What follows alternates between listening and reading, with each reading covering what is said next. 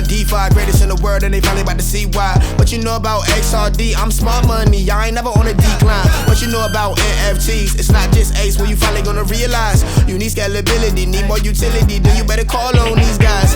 I'm going radical, I'm going Radix, I'm going radical, I'm going Radix. Hyperspeed DeFi, never on a decline, building the future, I feel like a savage. Hello and welcome. I am Piers Ridyard, CEO of RDX Works, a core developer of the decentralized finance protocol Radix, a public ledger entirely focused on bringing DeFi into the mainstream. This is our podcast, the DeFi Download, a show about decentralized finance and all things crypto, where we dive into the details of the projects, assets, and services that are powering the DeFi revolution.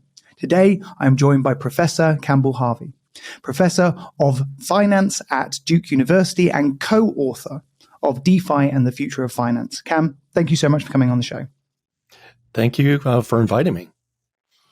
So, really interesting background that you've got. It would be great to understand it, sort of how you got to be a professor of finance and writing a book around DeFi and the future of finance. So you want my life history? Well, I'll be very brief on this. So the way that I got interested in kind of academic or research in finance is, it was totally unexpected to me. I was doing a master's and I had no expectation of doing a PhD, but I had a summer job and I was put in charge of developing a forecasting model for GDP growth by the largest copper miner in the world at the time. And I had this intuition, instead of looking at all the macro data, why not look at financial data that already includes expectations of the future? Right. So during that internship, I got this idea of using the slope of the yield curve. So the difference between a long-term yield and a short-term yield.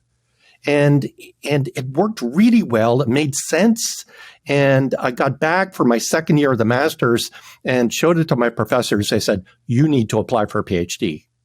And that's exactly what happened. I applied, and my family had no idea what I was doing. So what's a PhD? You know, another couple of years or 1 year?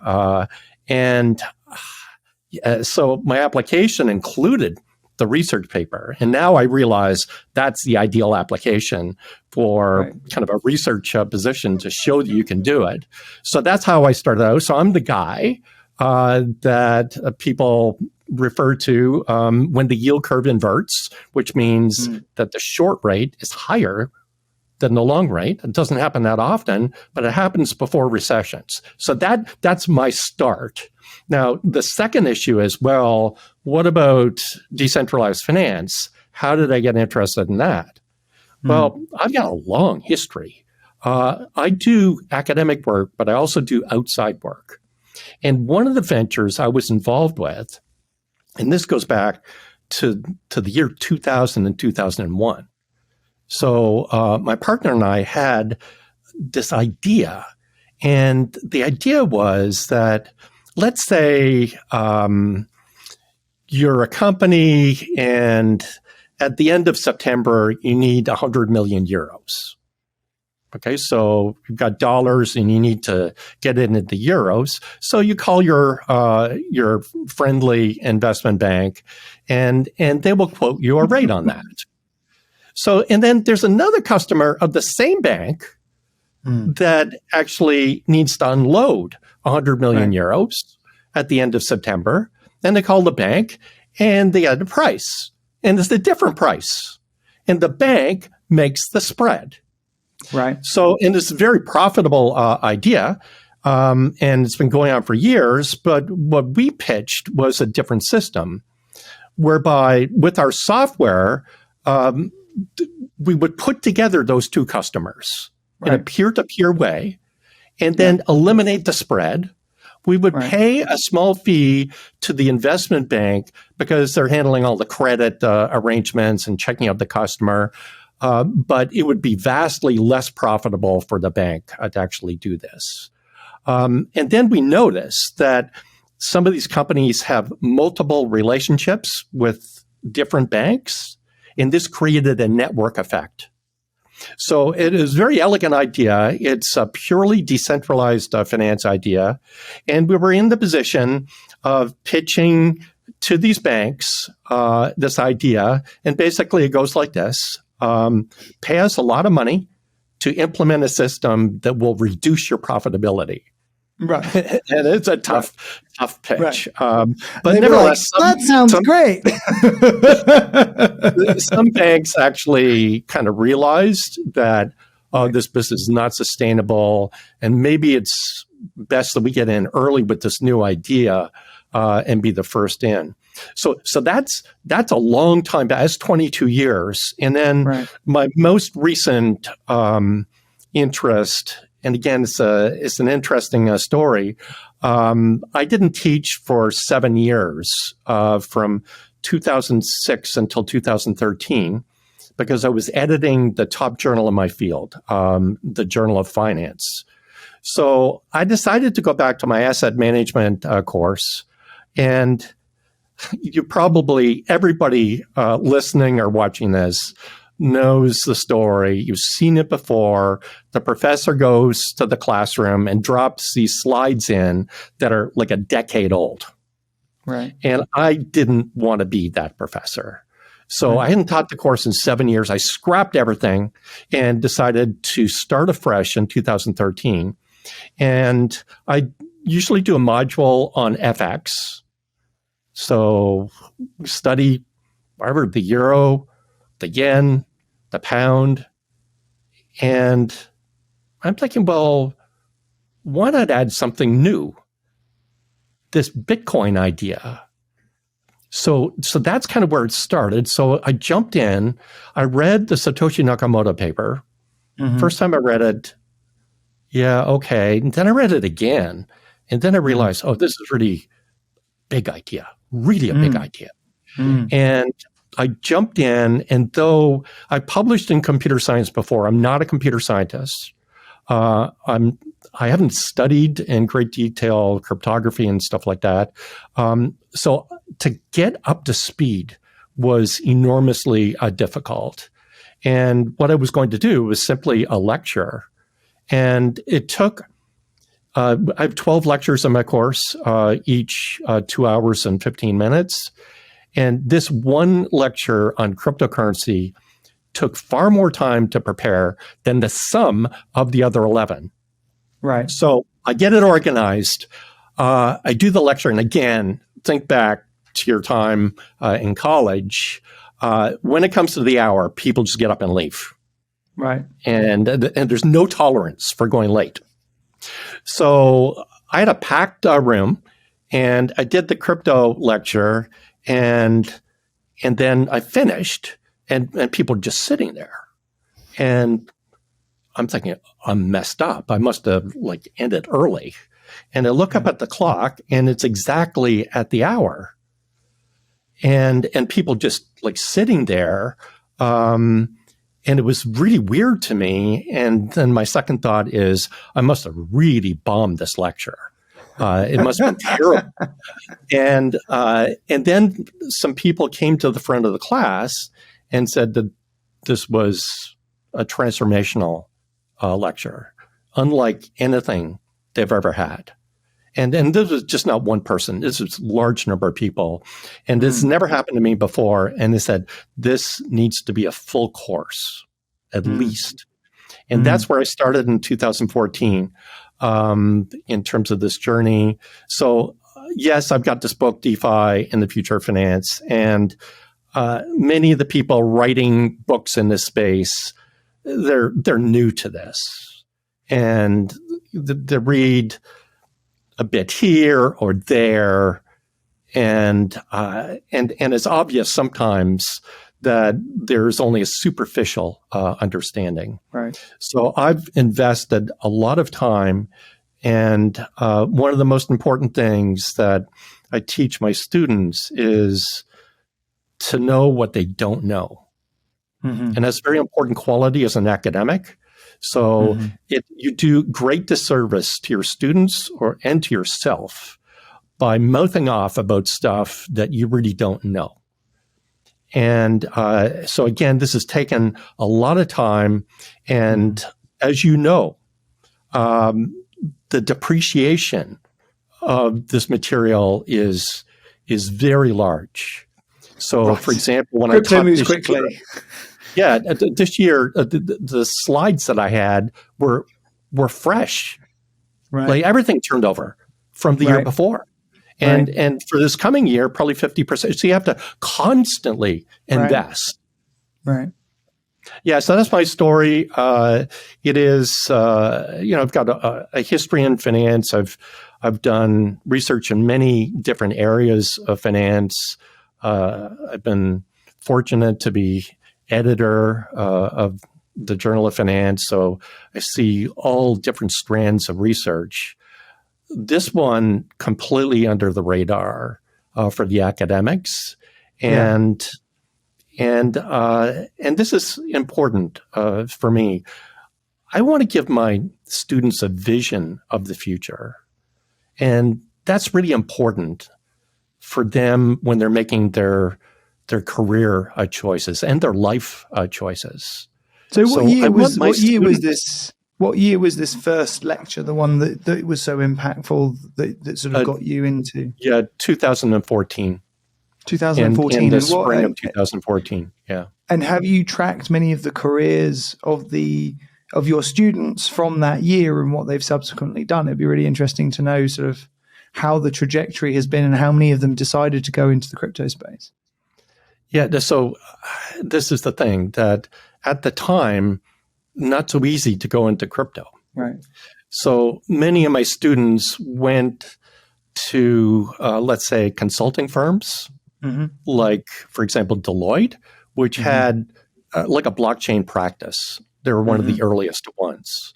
And then from there, they like went out on their own and founded firms and stuff like that. So yeah, the Duke alumni are pretty significant, and not just for what I teach, but the undergrad has produced like a lot of stars in this space.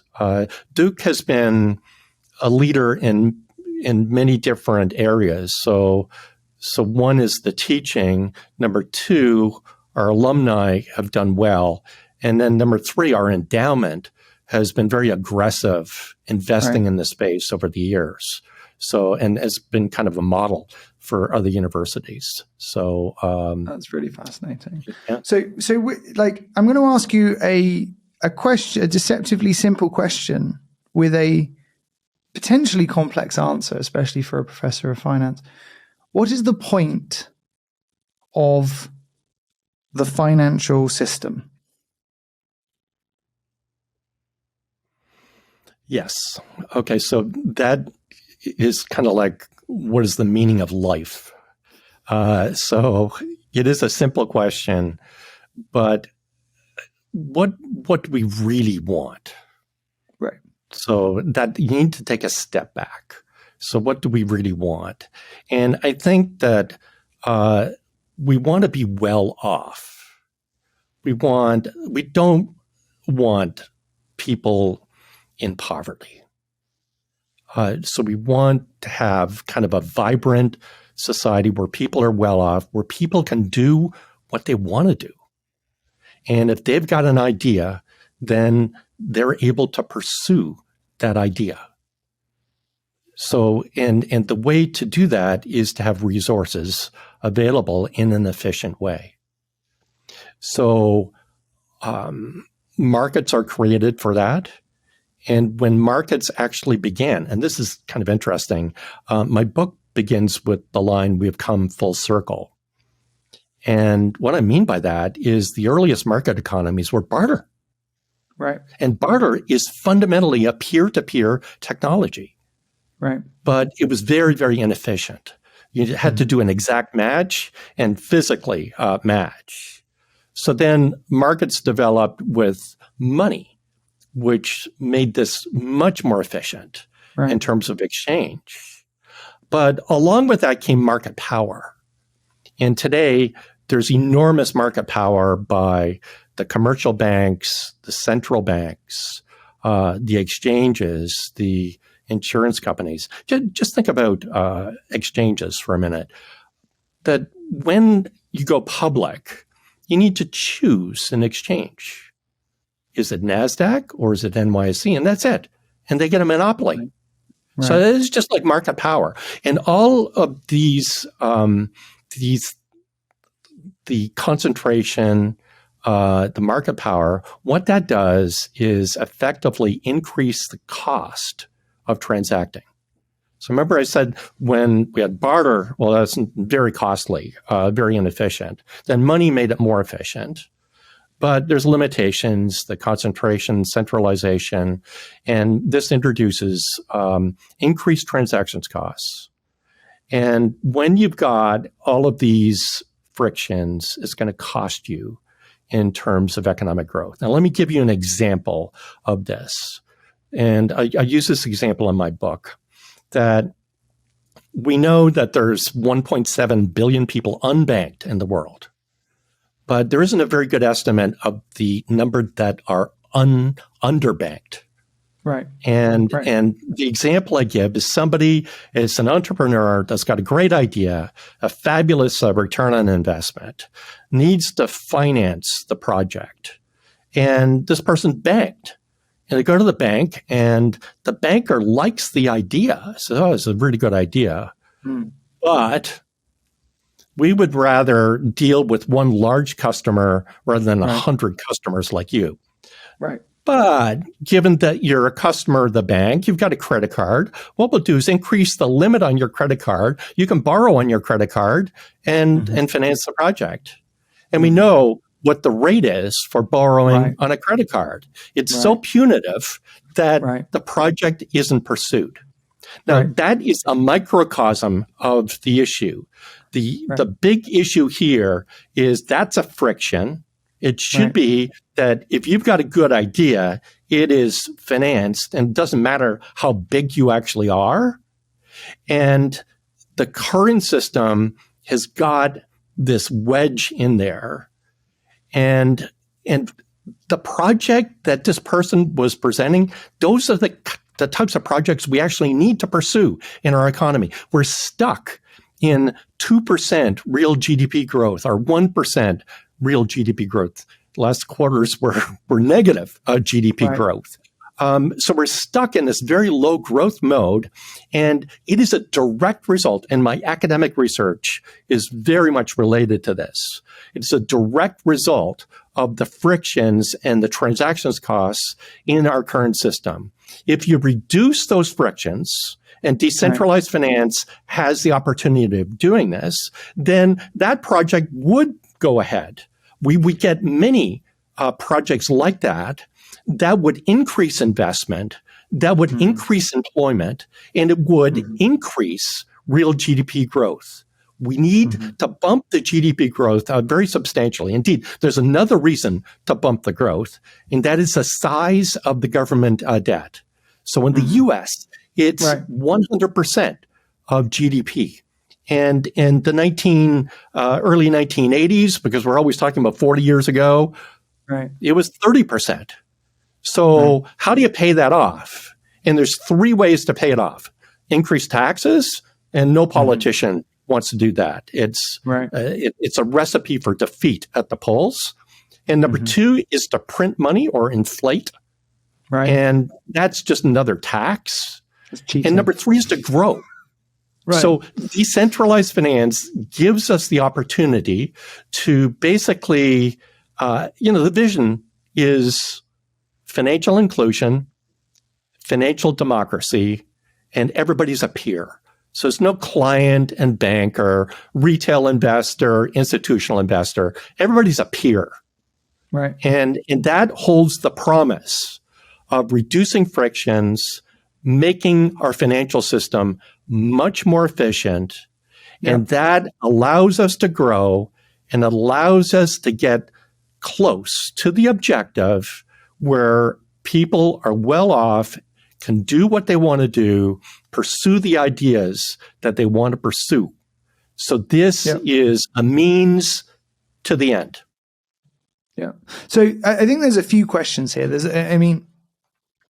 I think there's a lot to be said for the reducing the unit cost of service, right? Like the ability to make systems more automated and more efficient, so that you can, as a platform, as an application, decide to lend to thousands of borrowers, small borrowers, rather than one big borrower, just because of the infrastructure that exists within banks to be able to service that. Like if the value of the loan isn't over a certain amount, it's not cost effective for them, even on the returns, right? Which is why they'll do the credit card thing, which then breaks your sort of ROI of the potential investment that the entrepreneur wants to make, and therefore that doesn't happen, and you're not actually stimulating growth, as you say. However,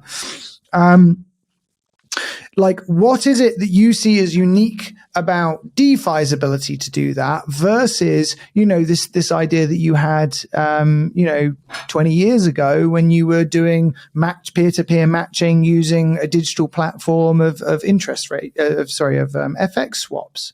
Why is this different? Why is this application of technology different from just doing it in a digital services approach? Yeah, so it's really simple.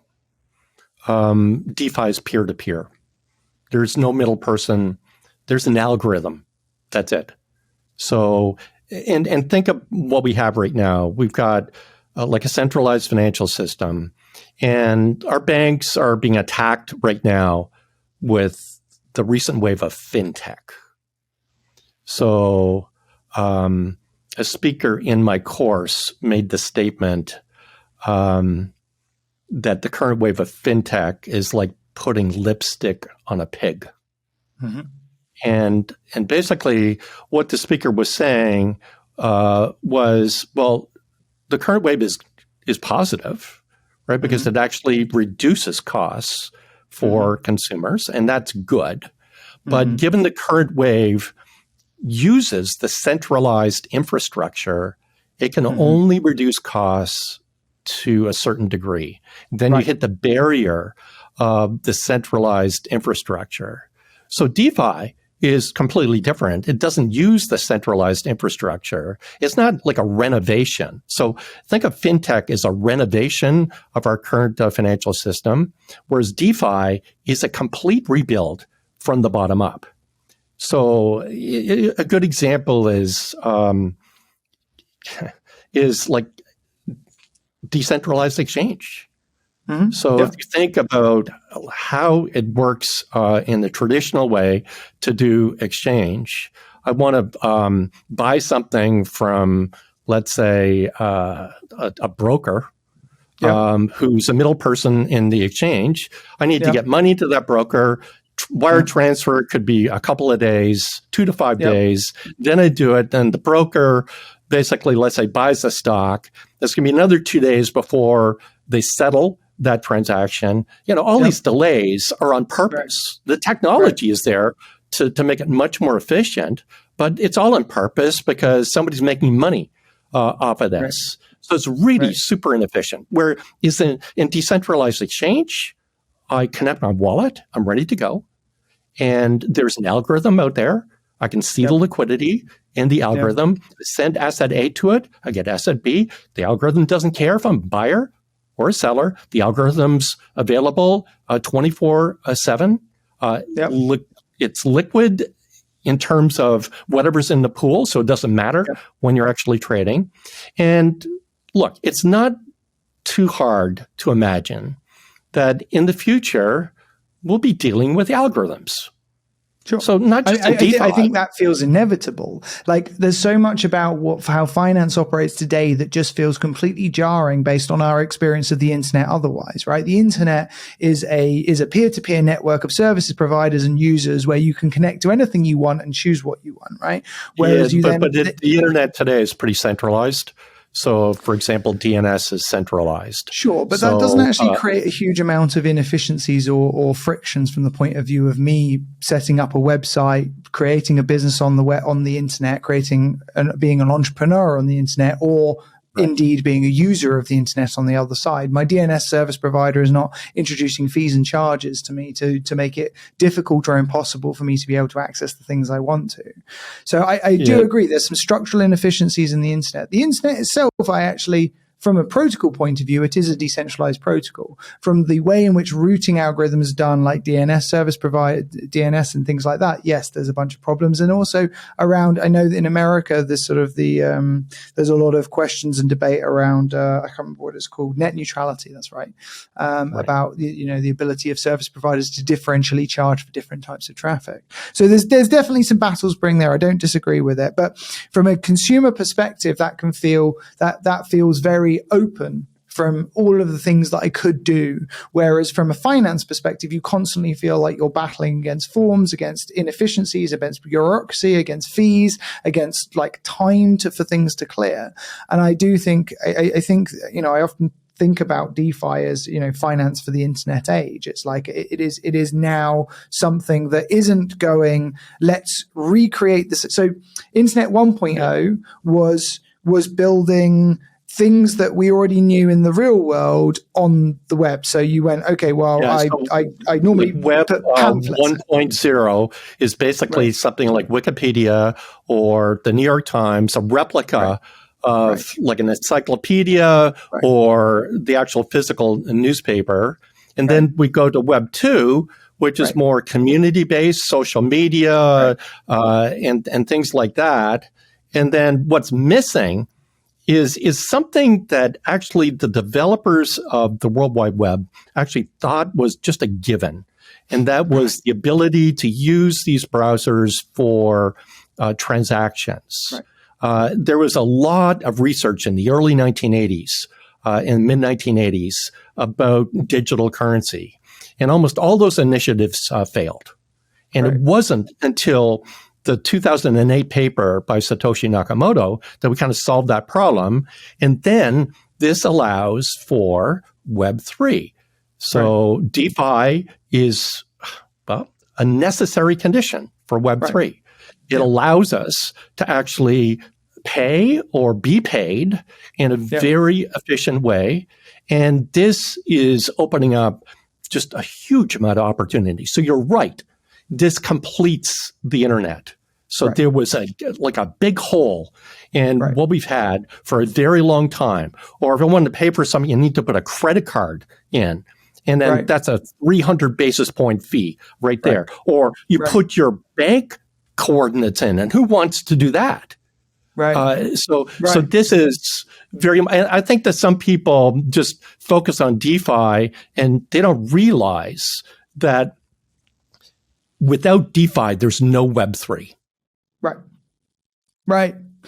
Yeah. The basis of this entire thing is the concept of ownership and ability to transfer ownership. And like Web3, the underpinning of that, whether or not you're looking at NFTs or you're looking at lending markets or you're looking at gaming, it's all about sovereign ownership of digital objects. And like without DeFi, you don't have that. Without these like building blocks that have been built. I think that the other thing that, you're talking about DEXs, right? Decentralized exchanges. The other thing that Web3 is doing that I think is incredibly powerful is creating liquidity around long tail assets. So you talk about like primary issuance. I'm an entrepreneur. I want to be able to get an investment in an instrument. I want to be invested in so I can then go and like build my company, and I need to be able to get the right funding rate.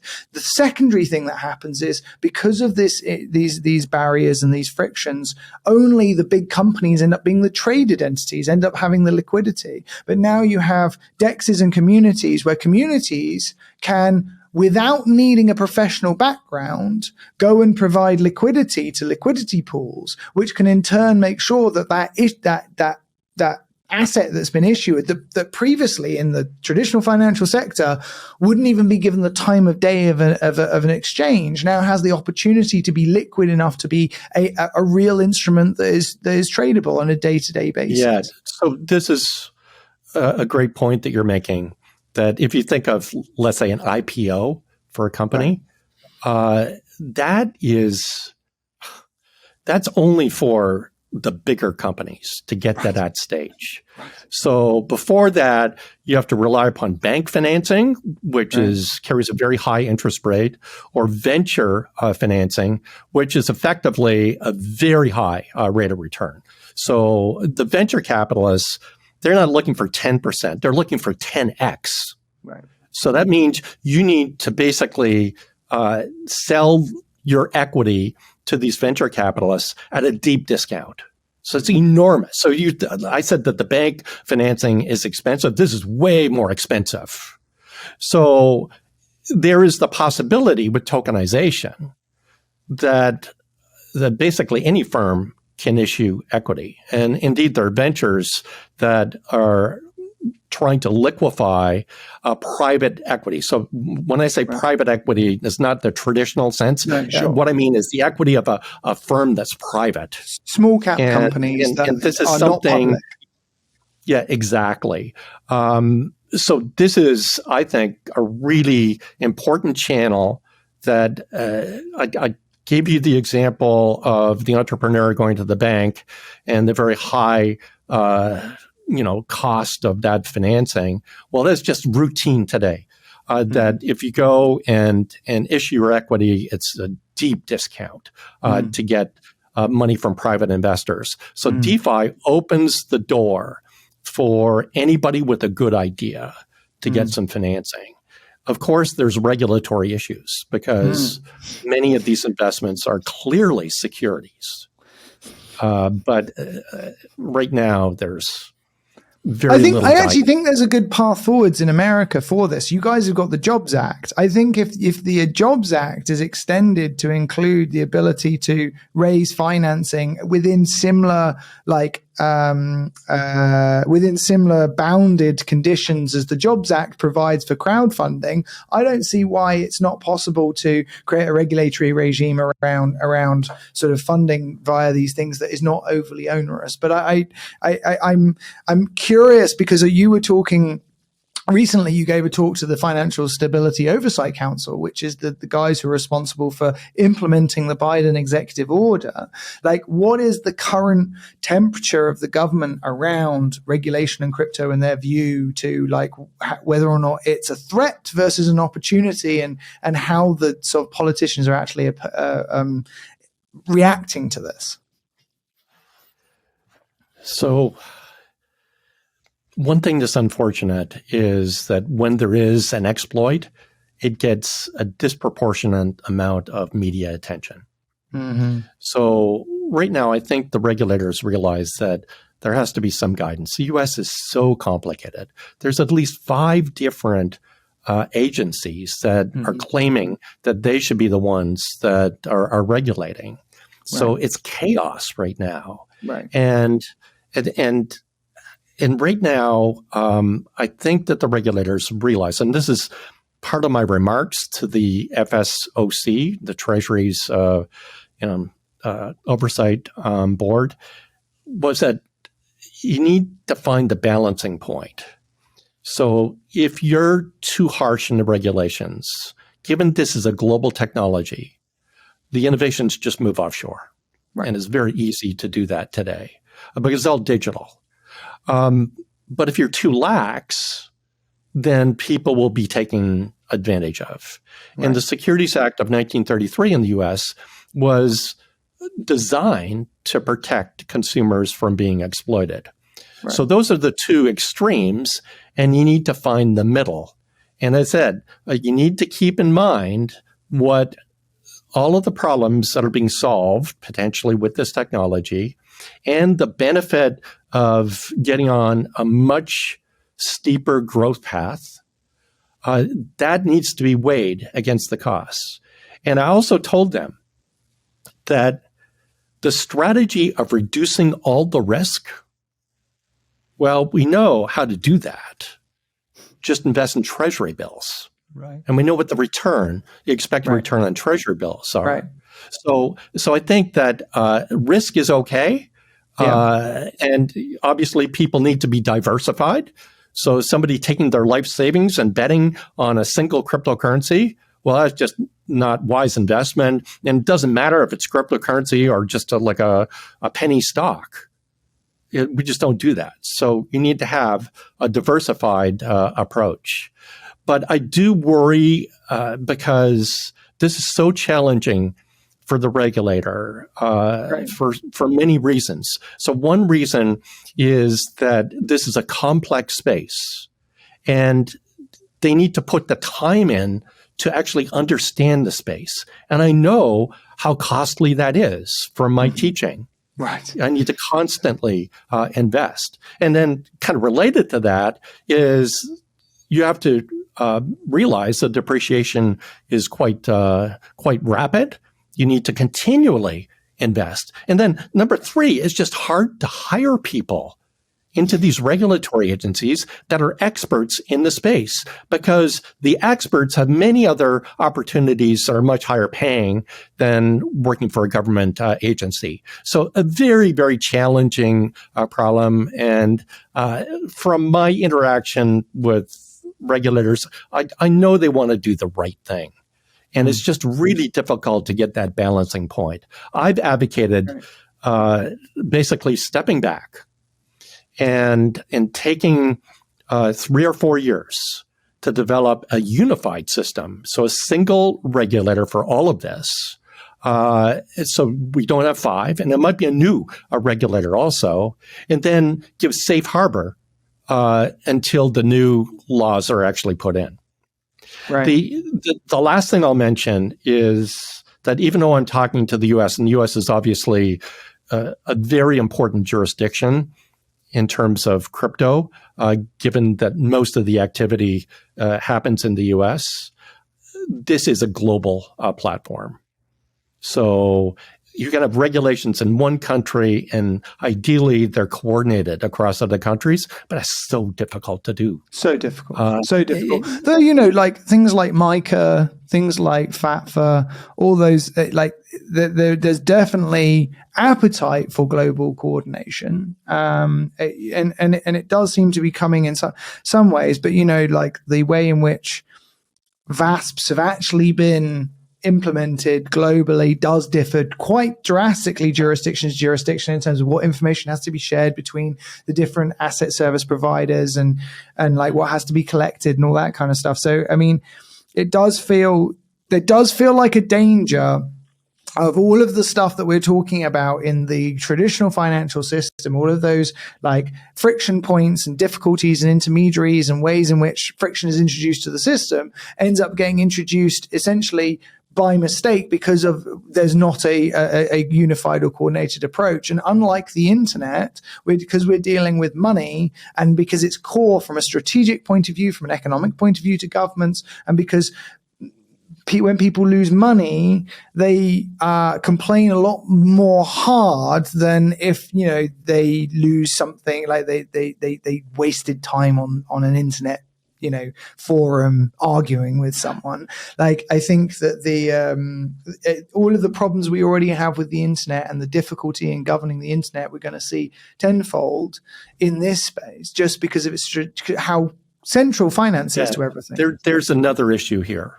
And that is, if you look at the regulatory actions, they're exclusively against centralized companies. Right. So, Coinbase gets served a Wells notice. Coinbase also is recently, there's issues. Yeah, but insider trading. We hear about Celsius, Three Arrows Capital, Voyager. All these are centralized firms. Right. So think about the regulatory dilemma here. That it was easy to go against these centralized firms, but in DeFi, what do you do? The example of the decentralized exchange? Yeah. Well, that's just an algorithm. Right. So, how do you serve an algorithm? Right. It doesn't make any sense. So, and look, to declare some of these things securities when they're decentralized, it doesn't make a lot of sense. I recently went through the Securities Act of 1933. It's actually not a long read. But one thing that was hilarious to me was that once you're declared a security, you need to have a transfer agent. Right. Yeah. And it says that explicitly. What is a transfer agent in the world of decentralized finance? It makes no sense whatsoever. This act was written in a different era, like a non-digital era. So I do think that we need some sort of guidance, and indeed, just the uncertainty that's being created as to what might happen is driving innovation offshore. Yeah. So you want to keep your best ideas. If you're in the US, you want to keep them in the US. In the UK, you want to keep them in the UK. It's kind of a natural thing that you kind of invest in your people, their education, and you want to benefit from that. But instead, there's this option of just fleeing. Yeah, and I think that I do think that it is like, I don't know how much it can all go offshore indefinitely, just because if it is going to incorporate the entire global financial system, it has to be local to people within jurisdictions, right? And there are always going to be people who are going to be trying to capture users, be them wallets or exchanges or whatever. But someone made an amazing point. I was talking at the DeFi summit in Jersey, sort of a few weeks ago, and someone said, look at the way that we regulate gambling.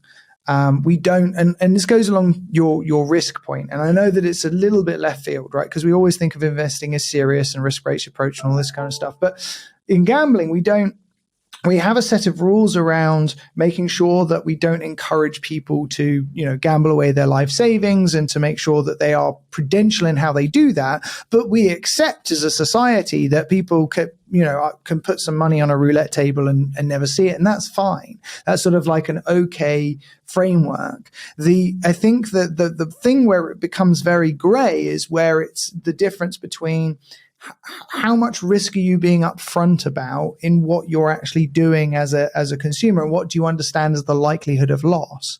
And as long as those things, I think it's going to be consistent regulation and guidelines around the communication of these instruments, rather than necessarily around registration, transfer agents and stuff like that. That feels less helpful, especially when because this is a global industry, and the way the SEC tends to seem to think its enforcement works, as in how it does enforce, is it claims jurisdiction over anything internationally that touches a US citizen, which ends up people actually excluding the US entirely.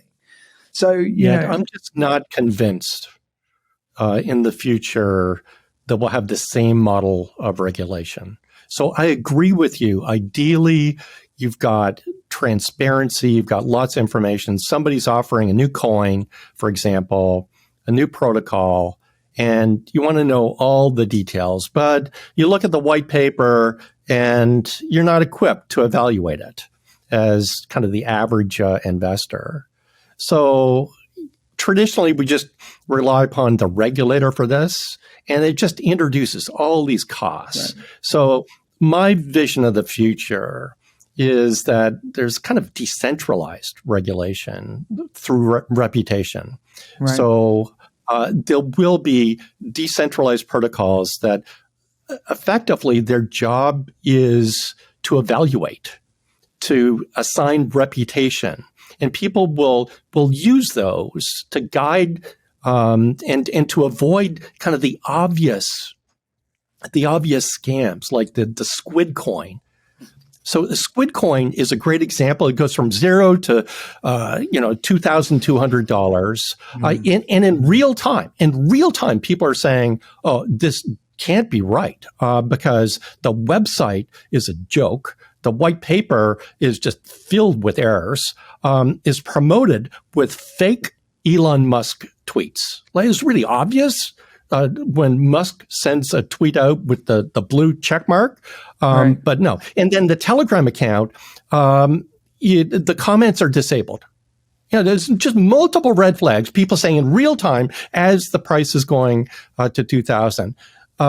Think of a different model where people put some work in and they get rewarded, and then there's kind of a reputation score.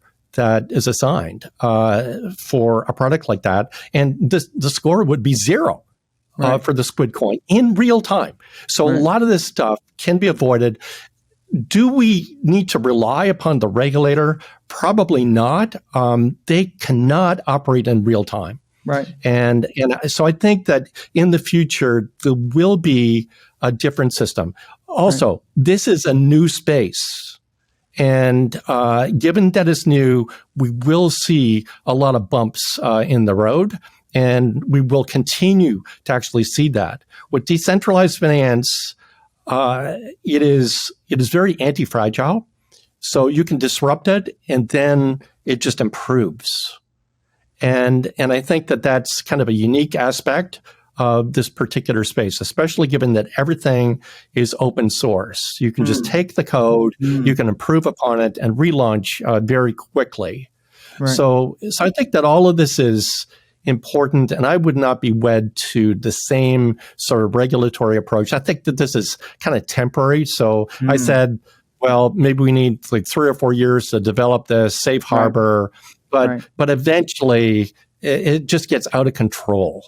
Indeed, I believe that even the central banks have lost control over money, because with tokenization, there's just different ways to store value and to use value in transactions. Right.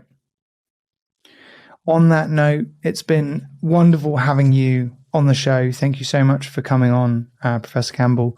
And I look forward to speaking to you again soon. If people want to find out more about you or your research, where's the best place for them to go?